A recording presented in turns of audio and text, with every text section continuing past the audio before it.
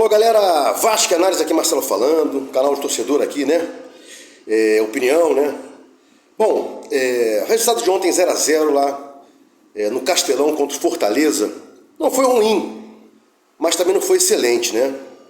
Foi um empate, o Vasco aí sendo reconstruído depois daquela pancada de 4 a 0 com o Ramon Dias lá, né? Cisão no grupo e tal. Alguns jogadores que ele não vinha contando, porque notadamente não foi ele que indicou, não foi ele que quis, né? Por exemplo, David ele não pediu, Sforza ele não pediu. Então a gente via assim alguns problemas, né? Participações diretas do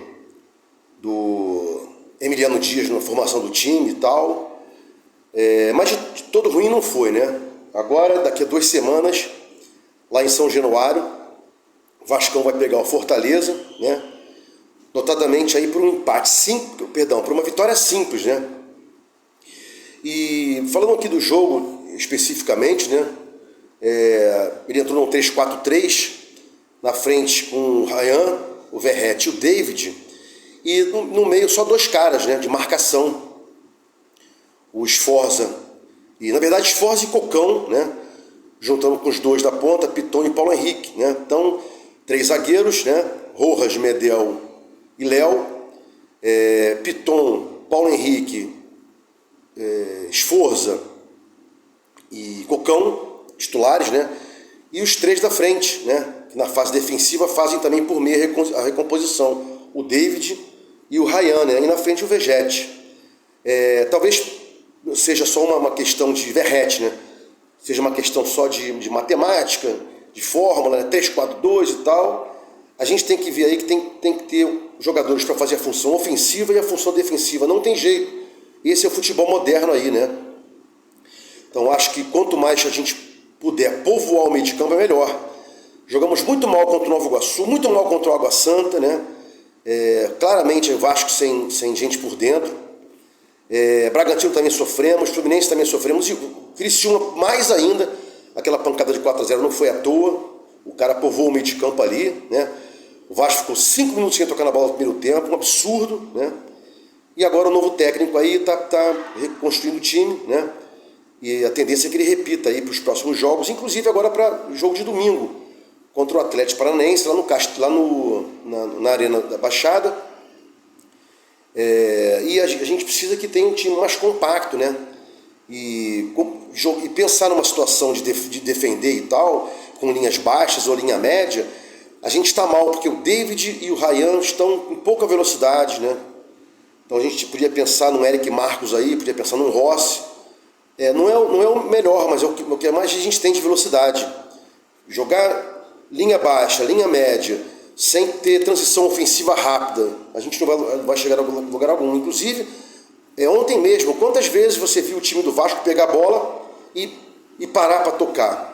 A gente não tem transição ofensiva, então a gente retomava a bola e quando ia fazer jogada não tinha como fazer. Ficava um bloco lá atrás, né? A defesa não avança, fica um bloco lá frente, lá, esperando a bola chegar e um buracão no meio de campo ainda, né? Sendo um pouquinho melhor do que dos outros jogos, né? Mas a bola ali pelo meio, ali no segundo terço, não é girada de forma rápida, e aí numa retomada de bola o Vasco tem muitas dificuldades para criar um contra-ataque, né? Criar uma transição ofensiva, né? Bom, muito por conta também do gramado, que era horroroso, né? A Conmebol aí, na Sul-Americana, né, vetou jogos do Fortaleza no Castelão, né? Vai ter um julgamento agora. O último jogo foi Fortaleza 4, Boca 2, agora empate 0 a 0 com o Vasco, mas o gramado é muito ruim. Parecia um charque, né? Parecia uma várzea, ali onde no lugar dos goleiros, né? Inclusive o Léo Jardim quase falhou numa bola ali, escorregou. Nem digo falha, escorregou. Se a bola vai dentro, entra, ele ficou sem reação, porque ele escorrega ali, né? Então tem que reclamar isso aí, né? E falando em reclamação, por que o Wilton Pereira Sampaio vai ser o 4º árbitro no jogo do Vasco lá contra o Atlético Paranaense? A troco de quê? Lembra esse cara aí? Jogo contra o Fluminense? Ele não expulsou o Ganso direto, quando fez aquela agressão no jogador do Vasco. Agora eu não lembro se foi o Paulo Henrique ou se foi o Cocão. Então era para ter levado ali um amarelo direto, levou um vermelho direto, expulsão, levou só um amarelo. E na segunda jogada o mesmo Ganso, que já tinha um amarelo, que já tinha sido expulso, bica a bola para cima e nenhum cartão foi dado ao mesmo, que seria a expulsão dele. O Fluminense jogaria aí um tempo inteiro com menos um, né? Sem falar no impedimento que não foi do gol do Verratti e várias faltas que foram invertidas, né? Então, Vasco sem força total, colocando aí o Wilton Pereira Sampaio para ser o quarto árbitro. E o primeiro é o Daronco, né? Todos sabemos que ele odeia o Vasco da Gama, né? Bom, mudando aqui para não ficar enfadonho o vídeo, né? Para a gente ter várias situações, vou e volto e tal. Pesolano, é o melhor? É bom? Bom, ele está na segunda divisão do Campeonato Espanhol, no Valladolid. Está lutando aí para colocar o Valladolid de novo na primeira divisão da Espanha, né? E você vê, a gente está querendo um técnico que está comandando um time da segunda divisão da Espanha. Ruim, muito ruim, né? Temos que pegar técnicos aí que estejam aqui brigando por ponta, brigando por objetivos maiores, né? Por dentro aqui dos jogadores e tal. Você vê, nenhum time da Espanha, tirando Real Madrid e Barcelona, chegam aí e fazem frente com o Flamengo, Galo, Palmeiras, o próprio Fluminense, campeão das Américas, né? E aí a gente vai pegar um técnico da segunda divisão, até o próprio Bahia, que jogou agora no último jogo contra o Criciúma, deu uma aula de futebol, né? De profundidade, né? De jogadores agrupados, serem muito bem pelo Bahia, né? Não deixou o Criciúma jogar em momento algum. O Bahia ganhou, não foi o Criciúma que perdeu, né? Então vamos aí saber de vocês o que vocês acham. Comentários aqui. Gosto do Pesolano, não gosto e tal, né? Bom, Vascão está na 17ª colocação, né? Precisamos vencer agora os próximos jogos. Não sei se seria um mau resultado, um empatezinho lá no campo do Atlético Paranaense, não sei, também quero os comentários aqui. Os caras não perdem lá há bastante tempo, se não me engano há 9 meses, né? O Vasco é freguês de carteirinha do Atlético Paranaense, pelo menos nos últimos jogos. Então vamos ver lá o que o novo técnico pode fazer aí, né? O que a gente tem que fazer é competir, como ele mesmo falou, e não ter não deixar que essas hecatombes aconteçam, né? 4-0 contra o Criciúma jogando em casa, isso não pode acontecer, né? Pepa, ex-Cruzeiro, também está sendo aí cogitado no Vasco para ser o técnico, né? É uma boa? Não sei. A gente tem que pensar em botar um técnico que nos livre do rebaixamento. Vamos com esse time aí, com esse elenco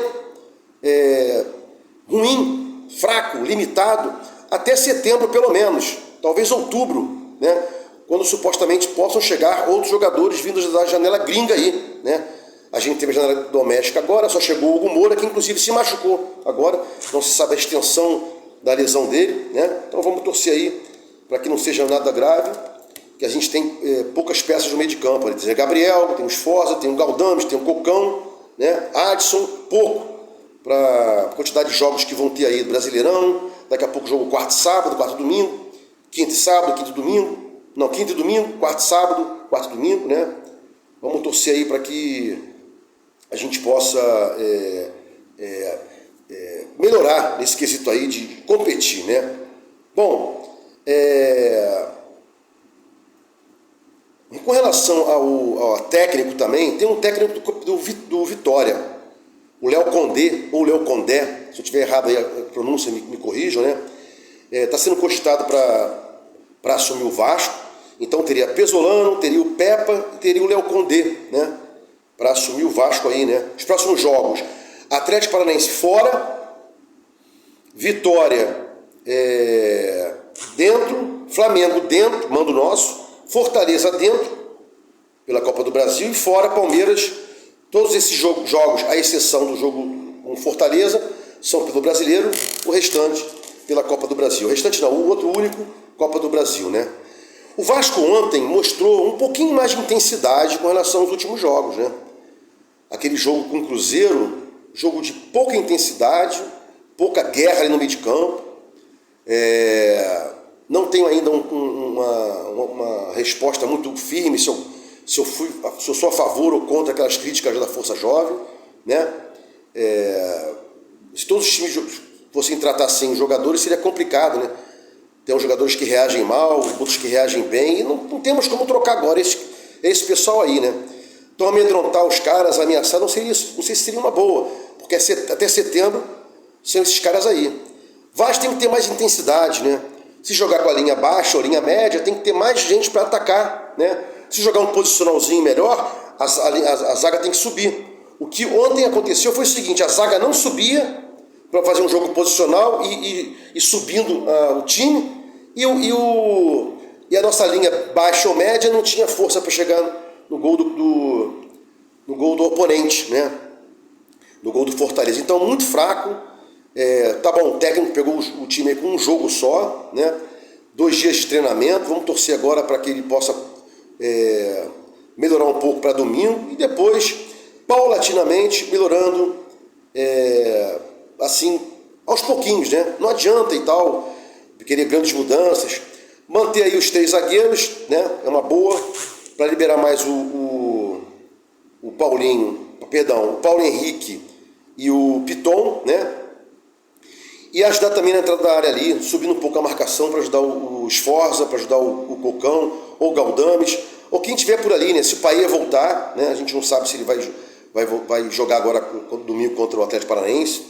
Acho que não sei se ele está pronto e tal. Não pode dar mole, né? E para fechar o vídeo aqui, cadê o balanço patrimonial que o Salgado tinha que entregar, né? Até o dia 30 de abril, para que o Pedrinho possa tomar conhecimento, né, do que aconteceu. Cadê o balanço patrimonial que tinha que ser entregue até o dia 30/4? Hoje, dia 2 de maio, entrega. A gente precisa saber, né, o que realmente foi gasto, qual o rombo do Vasco, né, repasses que o Vasco recebeu da 777, porque já tem mais de um ano, né? E o contrato rege que repasse de algum valor, notadamente 30% que o Vasco CRVG tenha com relação a 777, por ser sócio de 100%, você ter só 30%, tem que constar no balanço patrimonial repasse. Isso é muito importante, ninguém está se atentando para isso. Já tem, no final de cada exercício financeiro, a 7777, né, Salgado, teriam que mostrar para o Vasco o que o Salgado recebeu e o que a 777 também pagou a título de repasses aí para o CRVG instituição, né? Bom, siga o gostou do conteúdo, dê um like, se inscreva aqui no meu canal, sininho para receber as notificações. Vasco Análise, fique com Deus e até o próximo vídeo.